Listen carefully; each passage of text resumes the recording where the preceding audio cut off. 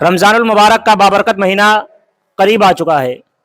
ان قریب ہم لوگ رمضان المبارک کے مہینے میں ہوں گے، لیکن حضور صلی اللہ علیہ وسلم کی عادت کریمہ تھی کہ رمضان المبارک سے پہلے رمضان المبارک کی تیاریاں کر لیتے تھے۔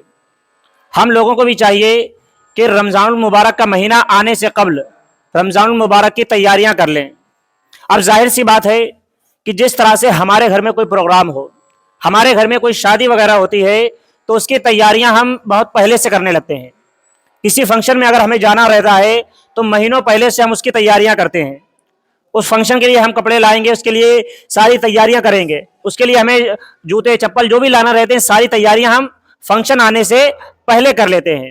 اسی طرح سے جب رمضان المبارک کا مہینہ آنے والا ہے تو ہمیں اس کی تیاریاں بھی پہلے سے کرنی ہوں گی۔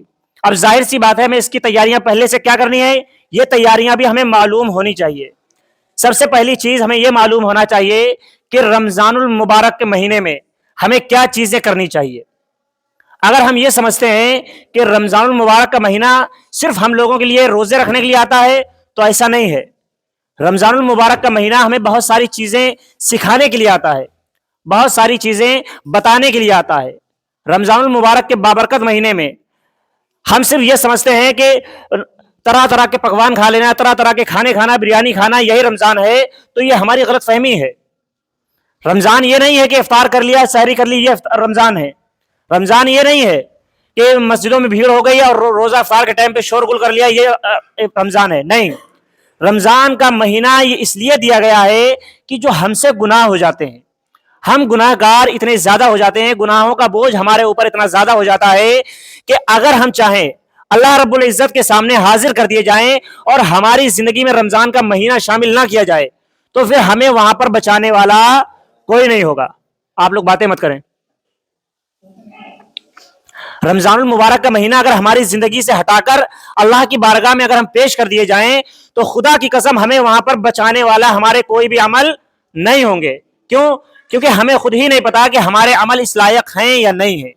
اب ظاہر سی بات ہے رمضان المبارک اللہ تعالیٰ نے ہم لوگوں پر احسان کیا ہے، بندوں پر اللہ تعالیٰ نے رمضان المبارک کا مہینہ دے کر احسان کیا ہے۔ ایک طرح سے ہم لوگوں کے لیے، گنہگار بندوں کے لیے، یہ بونس کا مہینہ ہے۔ یعنی اس مہینے میں نارملی اگر ہم نماز پڑھتے ہیں تو فرض نماز کا ثواب اگر ہم بہت اچھی نماز پڑھ لیں گے تو 27 درجے 25 درجے ہوتا ہے، ٹھیک ہے، فرض کی بات کر رہے ہیں۔ ورنہ نارملی ہماری جو نمازیں ہیں اس کا اگر ایک درجہ بھی ثواب مل جائے تو بہت بڑی بات ہے، اس کی بھی کوئی امید نہیں ہے۔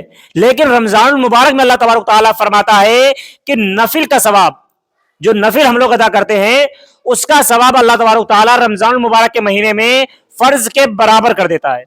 کتنا کر دیتا ہے؟ فرض کے برابر، اور قابل قبول فرض کے برابر۔ بات غور کرنا کہ جو فرض نمازیں آپ کی قبول ہو رہی ہیں اس طرح سے آپ کی نفل نمازوں کا ثواب اللہ تعالیٰ کر دیتا ہے۔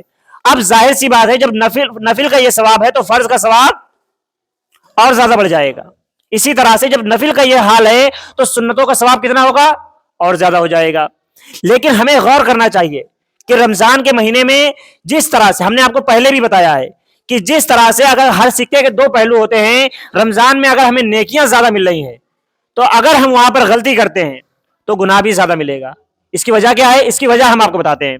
اب ظاہر سی بات ہے نارمل مہینوں میں آپ اللہ تعالیٰ کے سامنے یہ عذر پیش کر دیں گے کہ اے اللہ رب العزت جو مجھ سے گناہ ہوئے وہ شیطان نے کروائے۔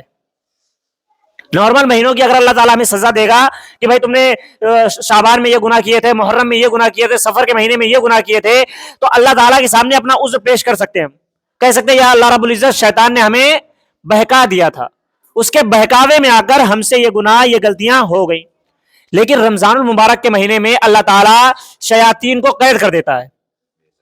رمضان کے مہینے میں تو شیطان قید ہو گیا، اب اگر ہم نے گناہ کیے اب ہم وہاں پر اللہ تعالیٰ سے یہ کہہ کر دامن نہیں چھڑا پائیں گے کہ ہمیں شیطان نے بہکا دیا تھا، کیونکہ وہاں پر یہ غلطی ساری کی ساری ہماری ہوگی۔